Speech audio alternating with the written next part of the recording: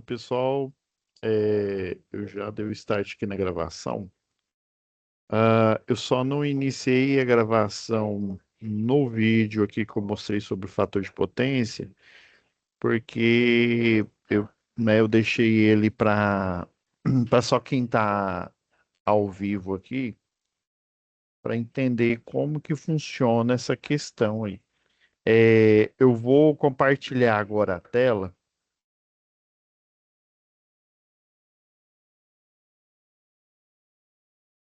Antes disso, deixa eu passar o recado aqui do Unidigital, tá? Eu esqueci. Eu passei esse vídeo antes sobre o fator de potência. E é importante esses sensores aí da Traction. Eu vou até depois eu vou abrir o vídeo aqui novamente e vou pegar o frame em que mostra o detector, tá? Deixa eu só abrir ele aqui primeiro.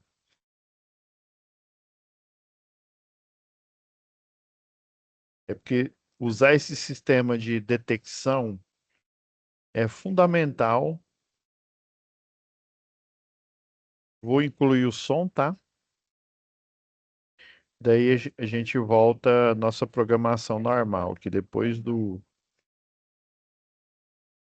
Só atualizar a página aqui, incluir o som.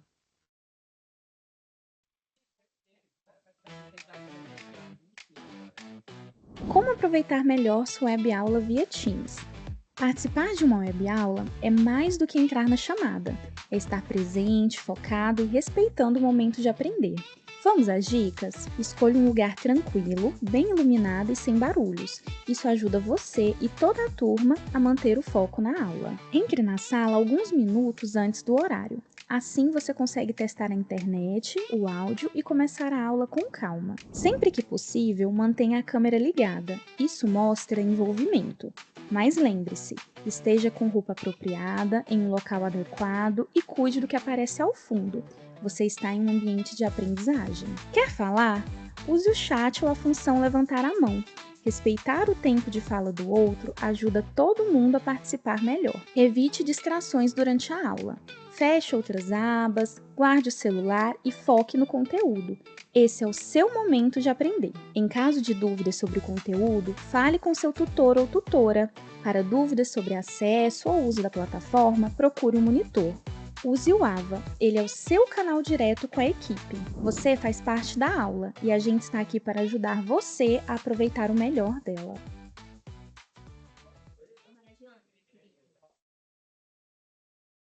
Pois é, pessoal, deixa eu agora compartilhar aqui.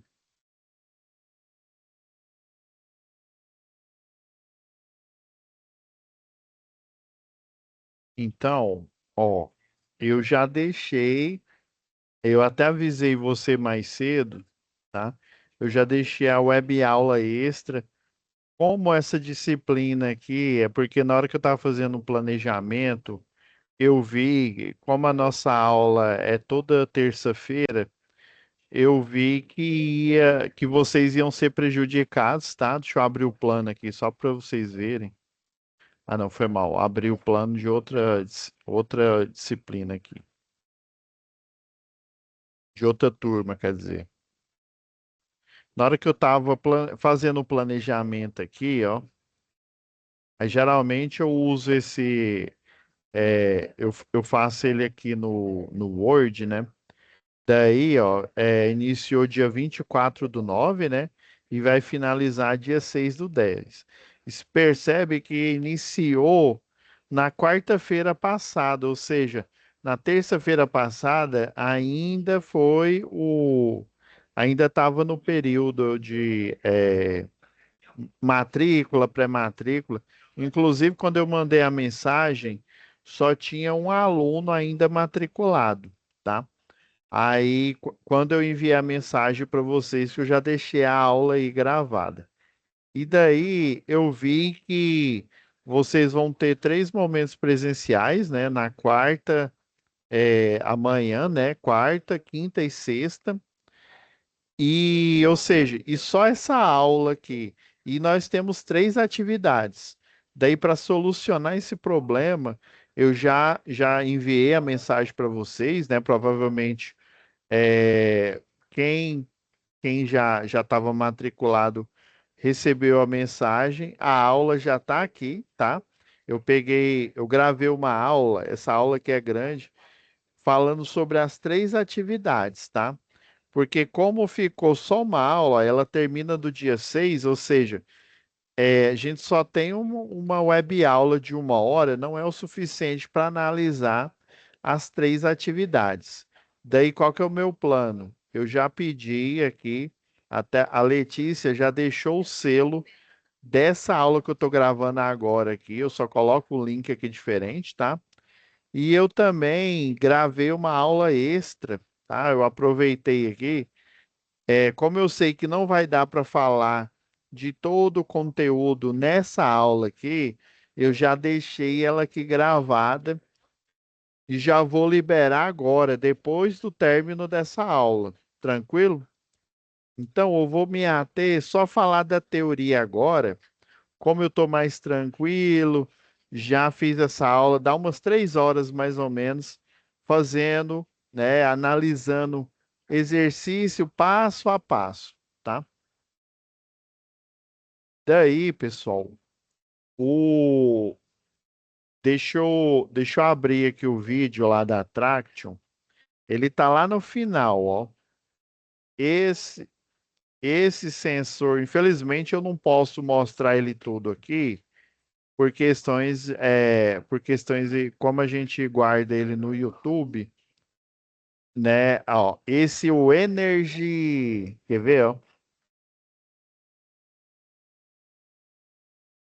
Se a gente vier aqui, ó, deixa eu acessar uma página aqui. É o Eng 000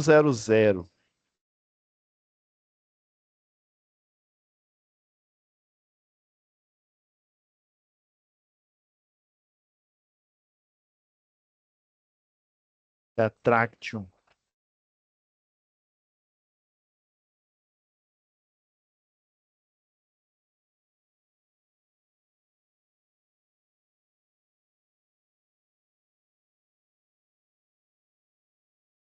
Essa empresa aqui é especializada, né, em sensoriamento, tá? Na área de chão de fábrica, por exemplo. Um sensor desse aqui, você pode colocar ele numa máquina aqui, ó, e ele é sem fio e ele detecta, por exemplo, o fenômeno da cavitação, tá?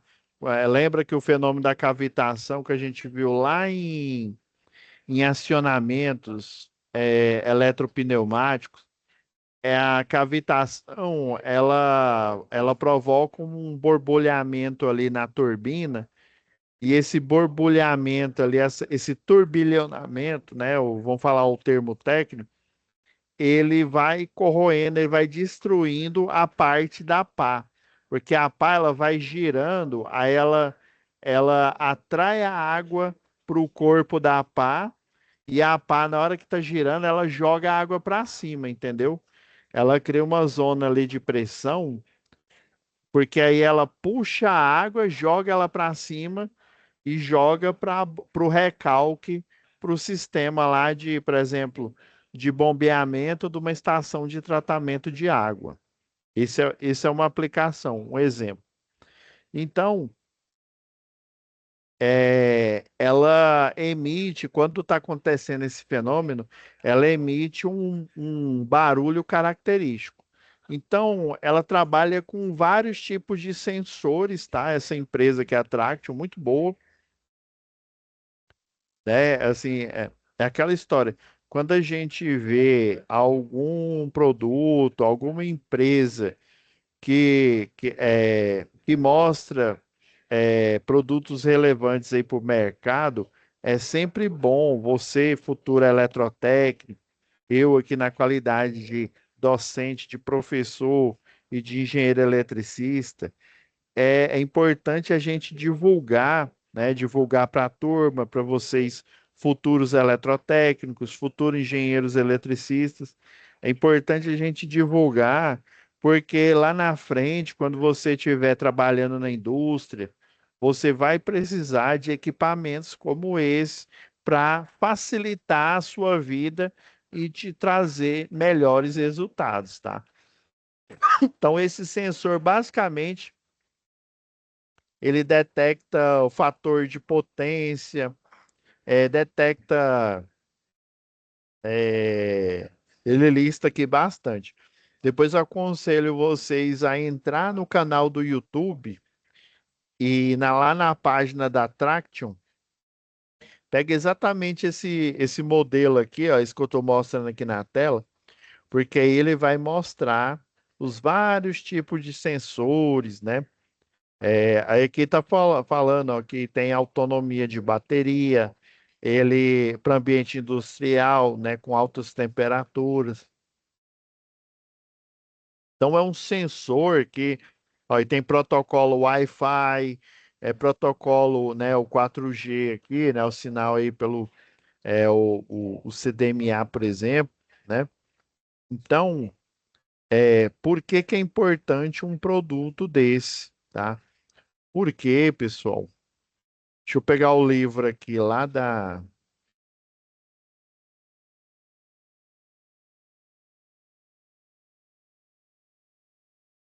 na aula extra eu detalho melhor, mas assim,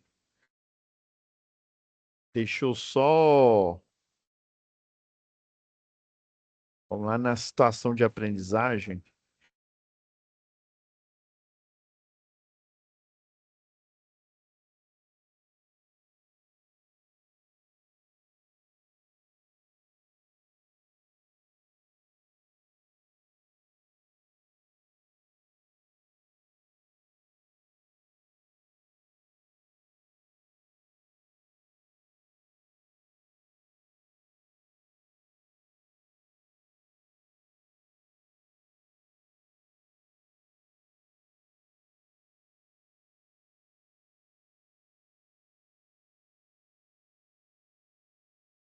Aí, aqui, ó.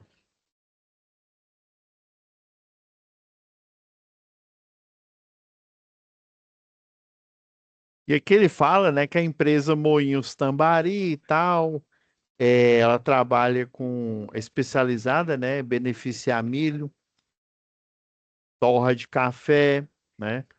Então, tem máquinas aí de moer grão, tem prensa, esteira transportadora, sistema de refrigeração, né, iluminação, obviamente, né?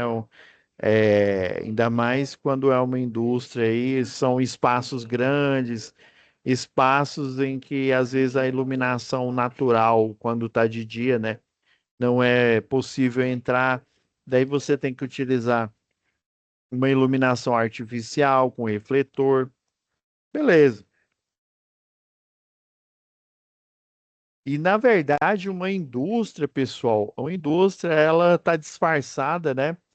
No final das contas, a maioria das cargas aqui, ó, igual tá mostrando aqui, uma prensa, ela tem um motor, né? Tem uma parte, dependendo ali, um motor hidráulico aí e tal, mas para você tracionar esse motor hidráulico, você pode utilizar um motor a combustão interna. Geralmente, se essa prensa ela tiver até o mecanismo dela tiver em um guindalto, né, que é um guindaste em um automóvel, beleza, vai ser energizado, né, vai ser tracionado pelo motor a combustão interna da viatura, do caminhão. Mas normalmente é tracionado o quê? Por um motor elétrico. Então, a esteira transportadora também tem motor elétrico. O sistema de refrigeração, que tem a parte do compressor, sistema de refrigeração inverter, né? Relativamente novo aí, né? Não no mercado, mas para o conhecimento de muitos profissionais, né? O sistema inverter, ele nada mais é de que um motor, né? Um compressor controlado por sensores e um inversor de frequência. Os sistemas de refrigerações antigos, pessoal, eles tinham, por exemplo, a única arma que eles tinham era o termostato. Daí o termostato, quando ele fica numa temperatura abaixo do setting dele, o que que ele faz? O termostato liga o compressor faz o trabalho dele lá de compressão para justamente provocar a entropia. O que que é a entropia? A entropia é o processo inverso, né, em relação ao processo natural da transmissão de calor. Geralmente o calor, pessoal, ele vai, o calor aqui, ó, vamos pegar uma chama aqui, ó, em homenagem a um professor nosso aqui. Vamos pegar uma chama aqui de fogão aqui, ó. A chama está acesa aqui.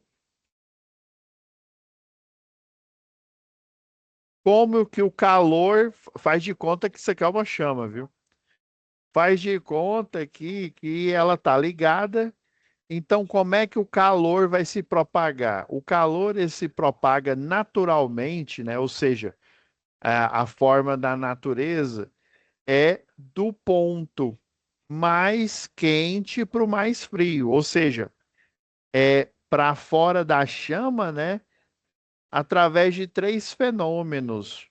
O fenômeno, por exemplo, é uma chama aqui, em volta dessa chama você tem o quê? Dióxido, né? Ou seja, o oxigênio, né?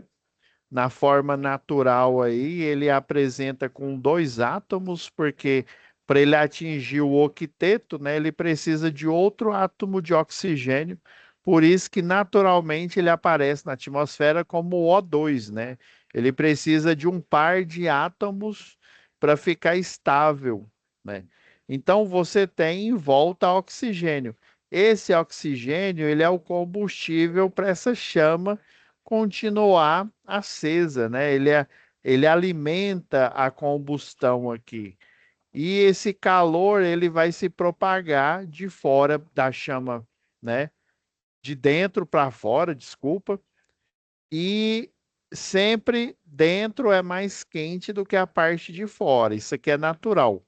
Agora, um refrigerador, isso daqui é o processo de entalpia, chamado, né, entalpia. Esse termo de entalpia a gente vê mais lá na aula de química, tá? Agora, a entropia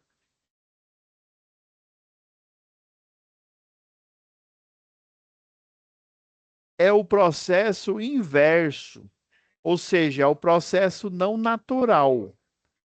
Você tem uma chama, né? É como se você tivesse uma chama aqui, e essa chama aqui, em vez do calor ir de fora para dentro, ele, ó, de dentro para fora, desculpa, né? Ele vai de fora para dentro. Então ele faz um reboot no calor, é mais ou menos isso. Obviamente não é com uma chama, é com um sistema de refrigeração, onde você tem um compressor, daí por um processo em que numa câmara fechada aqui, ó, eu tenho pressão, eu tenho um volume, né? Eu tenho um gás aqui pressurizado, né? Então eu tenho a pressão dele, eu tenho o volume e eu tenho a temperatura dele. É possível eu realizar uma transformação, né? O pessoal chama de isobárica. Eu mantenho essa pressão aqui constante, inclusive na fórmula, a fórmula é desse jeito: a pressão e a temperatura são diretamente proporcionais e o volume do gás aqui, né, do gás lá de refrigerante, ele também é diretamente proporcional à temperatura ou à variação dela, né? Variação da temperatura. Dizer que é direto e proporcional, eu estou dizendo que quanto, por exemplo, eu analisando o volume aqui, se eu aumentar o volume, eu aumento a temperatura. Aí o que que um refrigerador ele vai fazer? Ele vai manter a pressão, tá? É uma transformação chamada de isobárica, né? Você vai manter a pressão constante, CTE, né? O pessoal da matemática usa, e você vai variar o quê? O volume, e você vai variar numa mesma pressão, tá? Uma pressão atmosférica dentro do invólucro do compressor, tá? Você mantendo uma pressão constante, você consegue variar o volume de gás lá dentro do sistema de refrigeração. E esse gás ele vai se mover de dentro do refrigerador para a serpentina externa do refrigerador. Então você vai variar o volume movendo esse gás lá do invólucro do compressor para a serpentina. Aí o que que você faz movendo o gás de um invólucro para o outro, você mantendo a mesma pressão, né? Isso é importante. Quando você transfere do compressor do tanque maior para um tanque menor, você vai estar variando o volume no sentido de diminuir o volume, tá? Aí você pega o gás que está lá no compressor, mantém a pressão, né? A tantas atmosferas, e aí esse gás vai ser movido do compressor para a serpentina. A serpentina são aqueles canos bem pequenininho. Aí você fazendo isso, diminuindo o volume, você acaba diminuindo a temperatura interna do refrigerador ou da câmara refrigerada. Ah, professor, então quer dizer que essa entropia, que é o processo reverso, ele vai forçar, né? Ele vai pegar o calor, por exemplo, de dentro do refrigerador e transportar para fora do refrigerador, ou seja, lá na serpentina. Por isso que a geladeira fica quente lá naquela serpentina externa, né? Que fica atrás, geralmente fica atrás da geladeira, né? E na parte interna fica frio.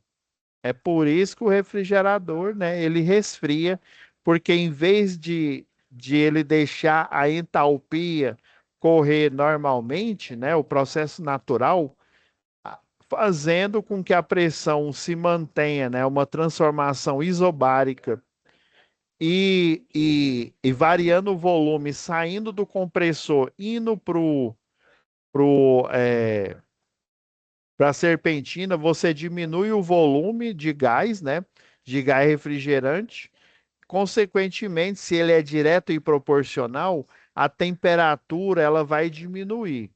E aí o refrigerador normal, ele tem um termostato e o termostato, quando ele está fora do setting, ele liga o compressor, forçando com que ele faça esse movimento aí, nessa transformação isobárica novamente. O problema é que isso gasta muita energia, né? E o refrigerador ele só funciona quando ele está com a temperatura alta, fora do setting de temperatura dele.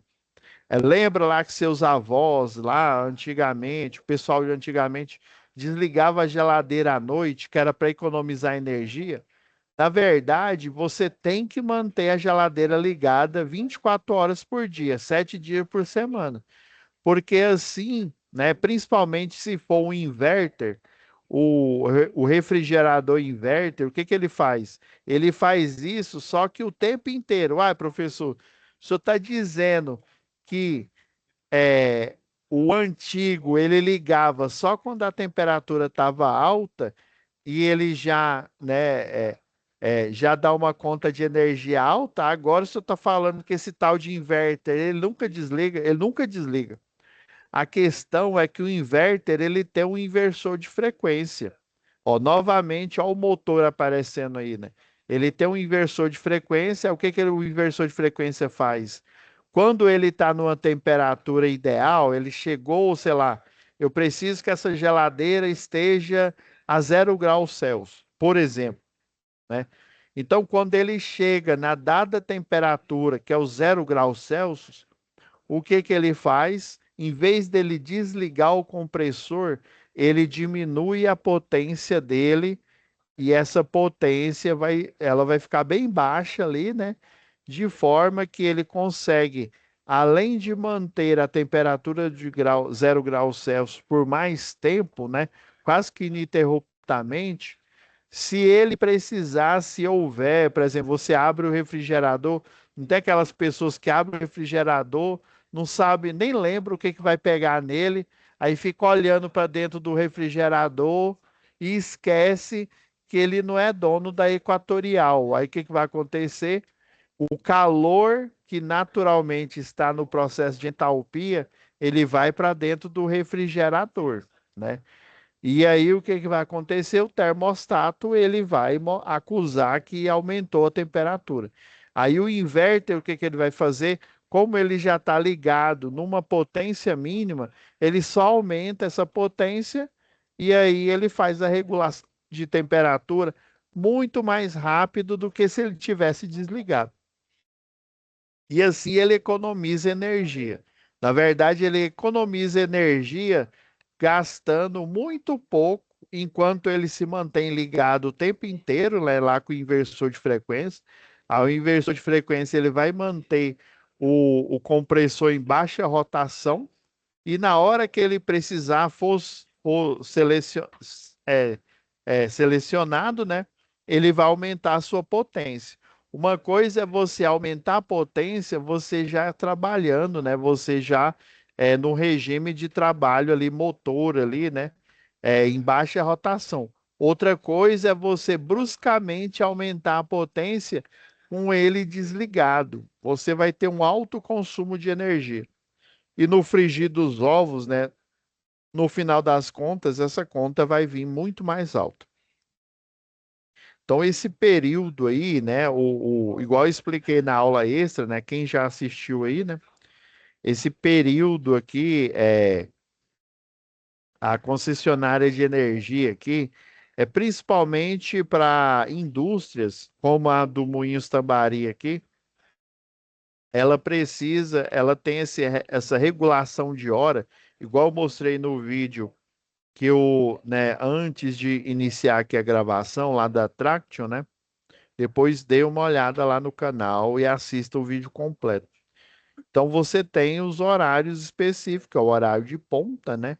É porque teoricamente e na prática, né? Primeiro era a teoria, depois que criaram subestações, né, hidrelétrica, comprovaram. Esse período aqui é um período crítico, porque é o período onde você, no Brasil inteiro, pensa que o Brasil ele tem 4 fusos horários, sendo que um desses fica em Fernando de Noronha. Ou seja, você vai ter só, na prática, 3 fusos horários. E esses 3 fusos horários, eles estão, tipo 1 hora, 2 horas, no máximo, de delay. Então, esse horário de ponta, ele acontece aqui no Brasil quase que praticamente, né, no mesma hora, né, para todos os brasileiros, tá? Inclusive nos livros de geografia antigo, eu não sei como é que está hoje, né? Eles falavam que o Brasil era um país vertical. Vertical por quê? Porque ele tem poucos fusos horários. Se eu não me engano, se você considerar a esfera terrestre, né, ou você considerar a cunha da esfera, é porque assim, ó, você tem a esfera terrestre aqui, obviamente ela não é circular, né? Completamente circular. Ah, lembrei como é que chama? Chama setor circular. Cada fuso horário é um setor circular. Lembra quando você pega a mexerica não tem um gomo? Aquele gomo, ele é um setor circular. Ou seja, um fuso horário, se eu não me lembro quantos graus, acho que é 15 graus, se eu não me engano. É como se eu tivesse 15 graus aqui abrindo a circunferência, né? Deixa eu tentar desenhar de forma melhor aqui, ó. E você tem o raio aqui, né? Aí você tem uma angulação, uma abertura aqui, ó,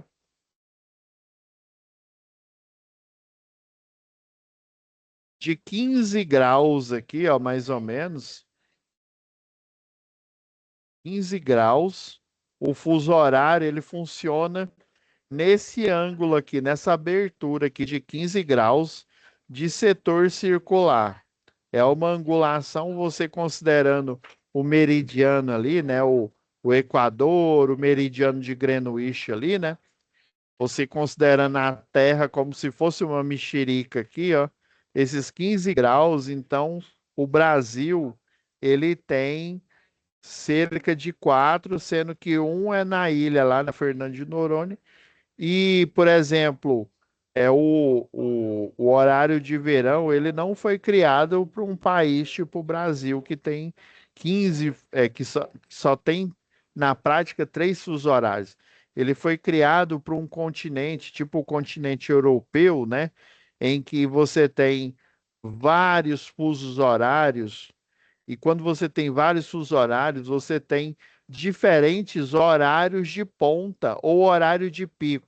Eu gosto de falar em termos de horário de pico. Por quê?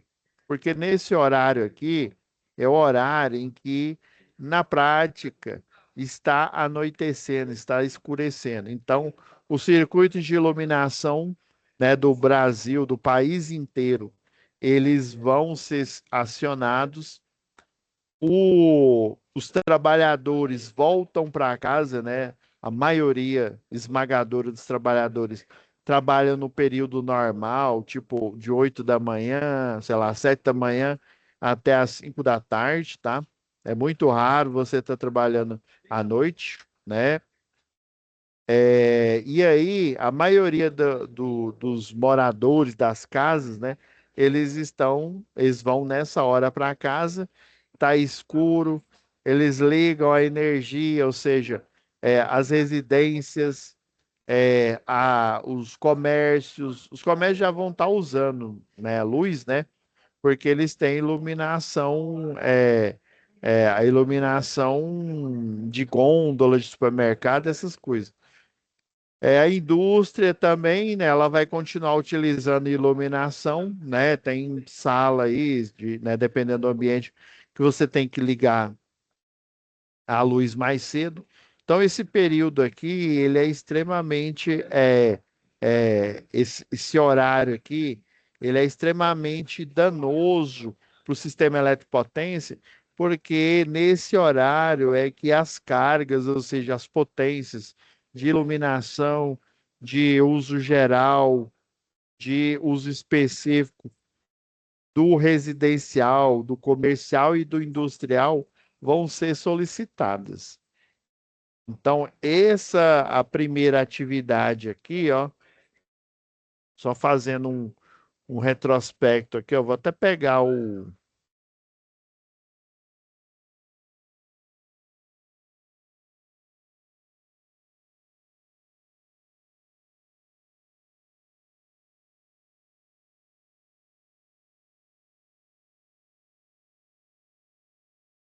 Então, ela é analisada igual esse exemplo aqui, ó. O primeiro aqui é um exemplo. Você tem essa fórmula aqui, ó.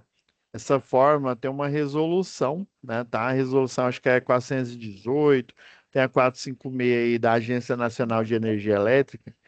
Então, toda a indústria, ela calcula baseado, por exemplo, não tem aquela tabela da segunda atividade, que inclusive essa tabela é a tabela necessária, né, lá do analisador de energia, é onde você vai tirar toda a informação aqui, por exemplo, ó, o fator de potência na hora um ele foi 45, né, foi de 0,45.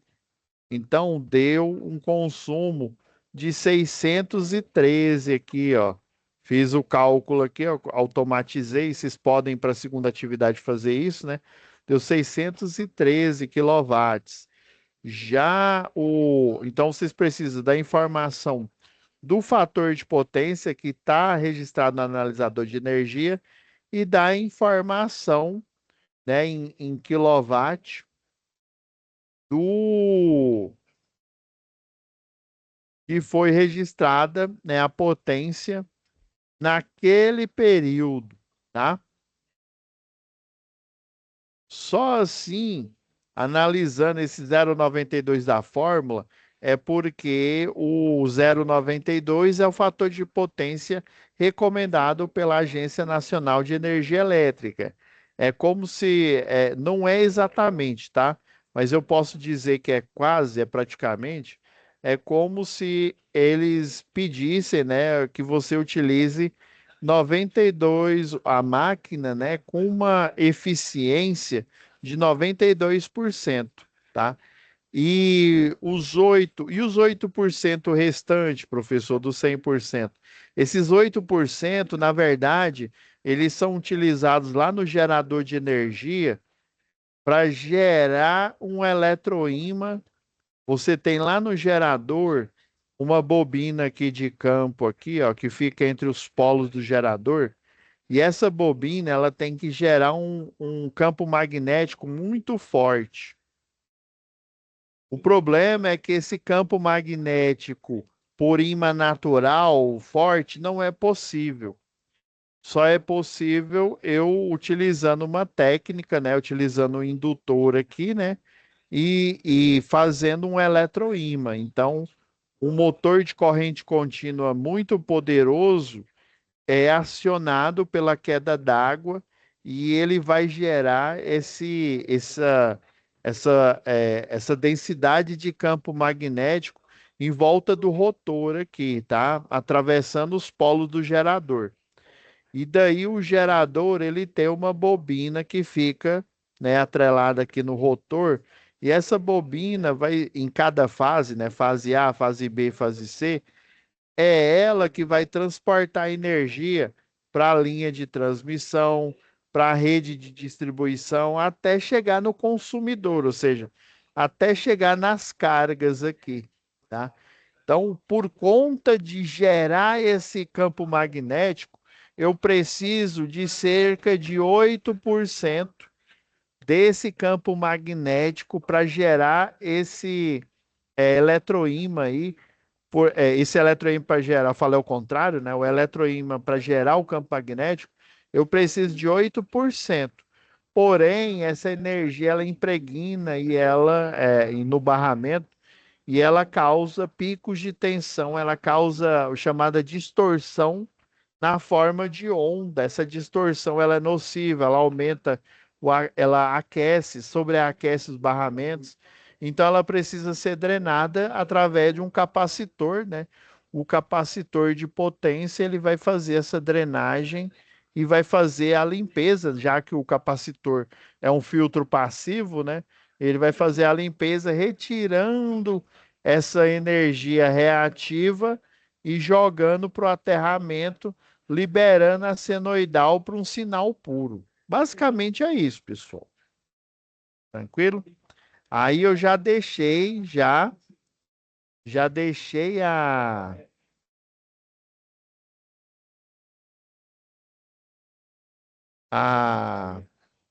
só um minutinho, gente. Aí por isso que eu já deixei a aula gravada, tá? A aula extra aí porque só com essa aula aqui, ó, eu usei ela toda apenas para explicar a questão aí do fator de potência, por que que ele é gerado, né? Qual que é o objetivo dele, não é possível chegar a um, é um fator de potência um, né? Porque você consome 8% dessa energia magnetizante, mas você precisa tratar esse sinal, tá? E daí na aula extra que eu já liberei para vocês e na próxima aula extra eu finalizo esse assunto, tá bom? Então é isso, pessoal. Para vocês não serem prejudicados aí, eu vou já liberar, tá? Essa aula que o mais rápido possível. Já libero ela aqui, tá? Ok, deu certo. Só um minuto aqui, gente. Já vou liberar aqui para a gravação, tá?